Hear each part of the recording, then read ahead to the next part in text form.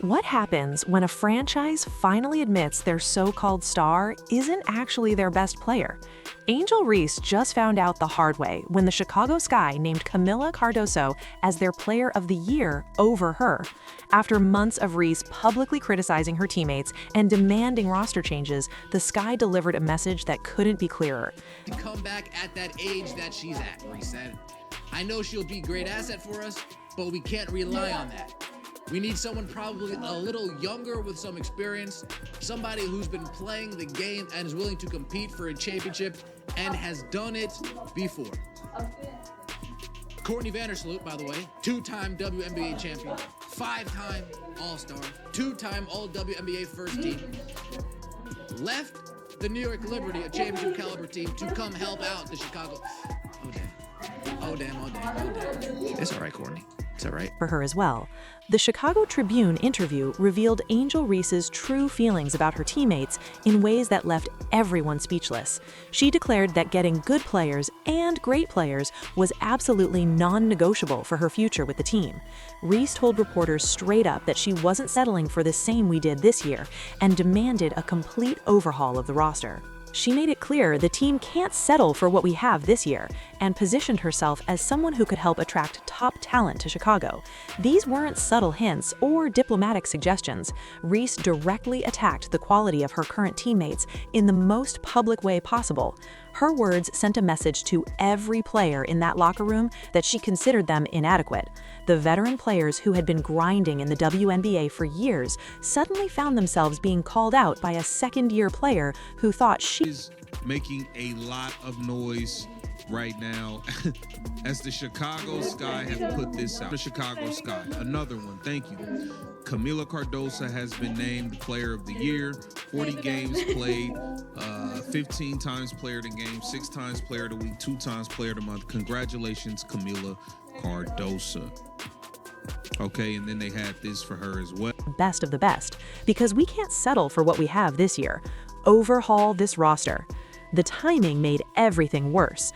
Courtney Vandersloot was still working her way back from an ACL injury when Reese questioned her age and reliability in those same comments. Here's a veteran who had given everything to the league, and Reese essentially wrote her off as part of the problem.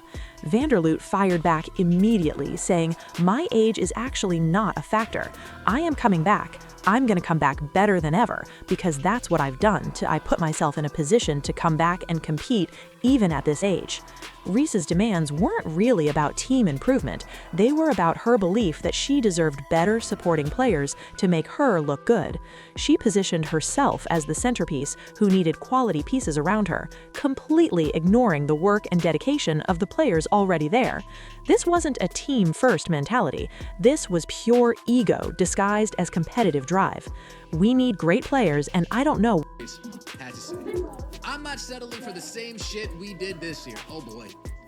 Reese told the Tribune, we have to get good players. We have to get great players. That's a non-negotiable for me. I'm willing and wanting to play with the best. And however I can help to get the best here, that's what I'm going to do this offseason. So it's going to be very, very important this offseason to make sure we attract the best of the best because we can't settle for what we have this year.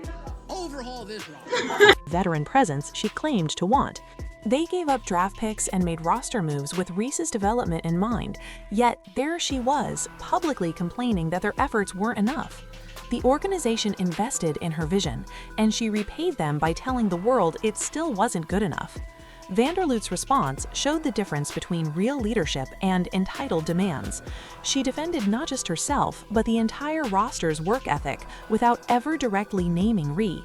Other veterans watched this unfold and started questioning what Ree actually understood about being a leader versus just being a star player who wanted better stats. "We can't rely on Courtney to come back at that age that she's at," Reese said. "I know she'll be a great asset for us, but we can't rely on that. We need someone probably a little younger with some experience, somebody who's been playing the game and is willing to compete for a championship and has done it before."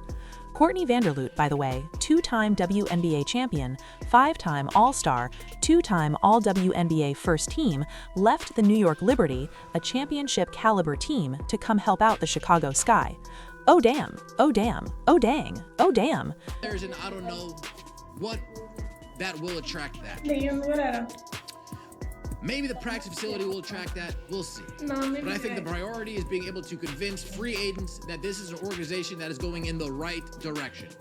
I think, honestly, it would be a leap of faith for a great player to come here and show that this is something that they want to be a part of, and we can bring that championship mentality. A leap of faith to think that a great player would want to come to Chicago. Oh boy. Teammates were furious about Reese's direct attacks, and a team meeting was planned to address her comments directly. Veterans who respected players like Vanderloot couldn't understand how Ree thought this was acceptable leadership behavior. The trust that holds teams together started cracking right there. Now, how many players are going to listen to what Angel Ree had to say about Courtney Vanderloot, are going to listen to what Angel had to say about her current teammates? How many players are going to say, oh yeah, I want to play with that player who has no problem throwing me under the bus with 3 games to go. I want to play with that. Maybe not many. Ree had essentially broadcast to the entire league that her teammates weren't good enough to help her succeed. Every player heard that message loud and clear. The damage spread beyond just hurt feelings. It created an environment where players questioned whether their supposed star actually wanted to play with them or just wanted them replaced. The unity that championship teams require became impossible to build. How do you trust a teammate who publicly declares you're not good enough? How do you fight for someone who's already told the world you're part of the problem? Reese's comments didn't just criticize the roster, they poisoned the well for the entire season ahead. So we know Angel Reese wants nothing, I mean absolutely nothing to do with the Chicago Sky. She's been trying to force her way out. She refused to go into games down the stretch at the end of the season, and it seems like she's been trying to force her way out. Angel Reese's demands for better teammates became a complete joke when she couldn't even show up consistently herself. Her injury status turned into the league's longest-running mystery. The Sky kept listing her as day-to-day for weeks without any real updates or medical details. Coaches couldn't plan rotations. Teammates didn't know who would be available for games. The whole situation created chaos that rippled through every practice and game preparation. The back injury excuse started falling apart when people noticed what Reese was doing during her absences. She traveled to Indiana to promote her Reebok sneakers instead of supporting her team. She dropped lines about taking over Caitlin Clark's trap in her rival's backyard, while her own teammates were getting blown out. She actively hyped her shoe release on social media like it was the biggest event of the year. Fans started calling her the Vanishing Barbie because she disappeared whenever accountability showed up. It is looking spooky in Chicago. It stated Reese said she doesn't believe her teammates Rachel Berman or Haley VanLiff are capable of leading them to the playoffs. Leading the playoff team. Guard Ariel Atkins is another player on the Sky roster with WNBA championship experience. We are aware of it. Mayor stated, we are addressing it. Reese played only 3 games in 3 weeks leading up to Chicago's elimination from playoff contention. All 3 games resulted in losses by an average of 18 points. The timing couldn't have been worse. The Sky needed every win they could get, and their supposed star was nowhere to be found. The lack of transparency made everything worse. Other teams gave clear injury updates and recovery timelines. Chicago just kept saying day-to-day, like they were protecting state secrets. Her technical fouls told an even worse story about her mental state. Reese racked up 8 technicals during the season, earning an automatic suspension. The final technical came when she struck Aaliyah Edwards in the head while battling for a rebound. The league didn't hesitate to enforce the penalty. The suspension happened right before a crucial game against the Indiana Fever, the exact matchup everyone wanted to see. Reese's lack of control cost her team when they needed her most. And watch in the bottom of your screen, the contact by Ree. You can see Angel's right hand got Aaliyah Edwards on the head. And if they do, Lisa, I'm okay with that too, because I think you have to officiate these teams very tightly. So it'll be a technical foul on Angel. The Sky organization had to take even more drastic action. They suspended Reese for conduct detrimental to the team, based on statements she made during league-mandated media. The team handled it internally, but the label itself said everything. Reese had crossed lines that professional organizations couldn't tolerate. The half-game suspension felt like a weak response that showed the Sky were caught between disciplining their their problem player and needing her for ticket sales. Here's the part that really exposed Reese's impact on winning. The Sky actually played better without her on the floor. The offense moved faster, possessions looked less chaotic, the team didn't seem weighed down by a player who demanded touches and then turned the ball over. Reese led the league in turnovers, despite missing significant portions of the season. Her presence created more problems than solutions. Fact for you, 20% of the time, Angel Reese gets her shot blocked inside of 9 feet, and 100% of the time, she's doggy-doo, the lady in orange. Uh-oh, you're out. Simon didn't say 101 turnovers in 26 games for our 2K cover. She's a stater. At least, she always brings the boom. I'll see you tomorrow night. Teammates started questioning where Reese's priorities really were. She demanded roster changes while being strategically unavailable herself. Veterans who had given everything to build winning cultures watched Reese prioritize brand activities over teen success. The contrast was impossible to ignore. She wanted better players but wouldn't consistently play alongside the ones they had. The players-only meeting that teammates planned to address Reese's comments directly never should have been necessary. Professional players shouldn't need to confront their supposed leader about basic team loyalty. The fact that veterans felt compelled to organize that meeting showed how completely trust had broken down. Rachel Burnham summed up the exhaustion when she said, "I think I just don't really care. I'm so over all this." Hey, it's not all her fault. Her teammates stink. They got to catch that. Right. Scooby-Dooby-Doo, where are you? Scooby, put down the butter. Butter, butter, pecan, bang. This time of the year is the best. You got pumpkin spice football and Angel Reese layups. Final play of the game, Angel Reese clutch gene. That's my Barbie. Chicago's chemistry collapsed because reliability is the foundation of team sports. Players need to know who's going to show up, coaches need to know who's available for game plans, fans need to know their star player cares about winning.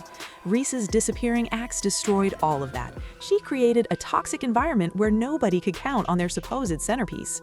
The Sky discovered that having a player who demands excellence from others while failing to meet basic professional standards creates organizational chaos.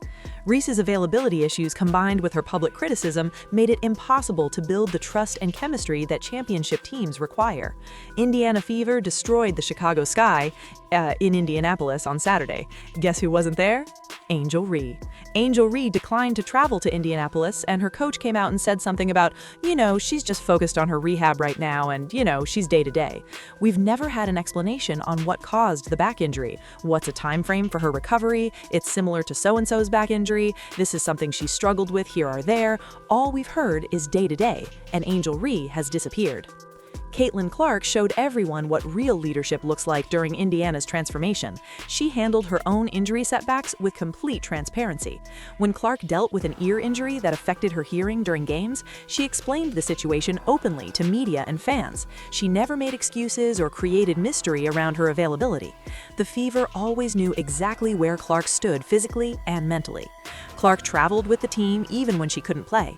She sat on the bench during games, cheering teammates and staying engaged with every possession. During timeouts, she talked strategy with coaches and encouraged players who were struggling. Clark never disappeared when things got tough. She showed up for every practice she could attend and made sure her teammates felt supported whether she was playing or not. Her public comments about teammates created the exact opposite environment from Chicago's toxic situation. Clark constantly praised Aaliyah Boston's defensive improvements and rebounding consistency. She highlighted Lexi Hull's three-point shooting and called her one of the most reliable players on the roster. When Kelsey Mitchell had big games, Clark made sure everyone knew how much work Mitchell put in behind the scenes. Clark lifted her teammates up in interviews instead of tearing them down. I'm proud of this group. I think we've shown all season long, like they're resilient, they're connected. They pull for each other. They enjoy one another. They celebrate one another. And, that stuff alone is good for 10 to 12 points a game. And, for this group, the way that they share the ball, how unselfish they are. I'm really proud of them. It's not been ideal circumstances all season long, but they've shown the character of who they are. They've been resilient. They've responded to adversity. And they continue to elevate one another. And, I couldn't be more proud of this group than I am at this moment. The chemistry Clark built with Mitchell became legendary around the league. They spent extra time after practice working on pick-and-roll timing and court spacing. Clark deferred to Mitchell's experience, while Mitchell helped Clark adjust to the professional game pace. Their partnership showed how stars and veterans can collaborate instead of competing for attention. The respect flowed both ways, creating trust that translated directly to wins. Boston's development under Clark's leadership proved what positive influence can accomplish. Boston went from struggling with confidence to becoming one of the league's most reliable big players. Clark fed her easy baskets early in games to get her rhythm going. She celebrated Boston's defensive stops like they were game winners. Boston responded by protecting Clark on screens and crashing the boards harder than ever. Their connection became unstoppable. Hall's breakout season happened because Clark made sure she got quality shots. Clark drew double teams that left Hall open for clean looks from three-point range. Instead of forcing her own shots, Clark found Hall in her sweet spots and trusted her to knock them down. Hall rewarded that trust by becoming one of the most efficient shooters in the league. Clark's unselfishness created opportunities that benefited everyone. I think it just says a lot about who we have as human beings. That was one of the things that we made a priority in the offseason of, who we bring into this organization. Number one, quality human beings, selfless human beings that want to pull for one another, that understand, we have this depth for a reason, and sometimes it creates challenges getting people on the floor. But in situations like this is why you have it. And I'm just, she's right. I mean, as a pro and as a pro coach, this is one of the most connected groups I've seen. Indiana's attendance numbers exploded because fans could see the genuine chemistry Clark created. Games became must-see events, not just for Clark's individual brilliance, but for the way the entire team played together. The Fever sold out arenas across the country because people wanted to watch a team that actually enjoyed playing with each other. Clark's positive energy became contagious and translated into box office success. The playoff contention that nobody expected from Indiana happened because Clark built winning habits from day one. She demanded excellence from herself before asking anything from teammates. Clark showed up early, stayed late, and made everyone around her better through her work ethic. The Fever went from lottery team to playoff contender because their star player understood that individual success means nothing without team success. Clark's LPGA partnership and cross-sport endorsements came after she had proven herself as a reliable professional leader. Brands wanted to associate with someone who represented excellence both on and off the court. Her marketability grew because she had shown the ability to handle pressure and maintain her character under scrutiny. Companies invest in athletes who demonstrate leadership qualities that extend beyond their sport. The sustainable culture Clark built in Indiana became the model for how championship teams operate. Players wanted to play alongside her because she made everyone better. Coaches trusted her because she never created drama or questioned their decisions publicly. The front office supported her because she represented everything they wanted their franchise to be. Indiana's rise proved that selfless leadership creates lasting success. While Chicago dealt with constant drama and chemistry issues, the Fever built something special around a player who understood that lifting others up creates winning culture. The Sky decision to name Kamila Kardazova as their Player of the Year over Reese delivered the ultimate message about organizational priorities. Chicago picked the player who showed up every day and supported her teammates over the one who created constant drama and disappeared when it mattered most. Cardoso earned respect through consistency and professionalism, while Reese burned bridges with public complaints and unreliable availability. The Fever's transformation under Clark's leadership proves that championship teams need more than raw talent. They need the right person setting the tone. Indiana built something special around genuine leadership, while Chicago learned that ego destroys everything. Do you think the Chicago Sky should trade Angel Reese? Let us know down in the comments below. Like, subscribe, and turn on all notifications so you never miss out.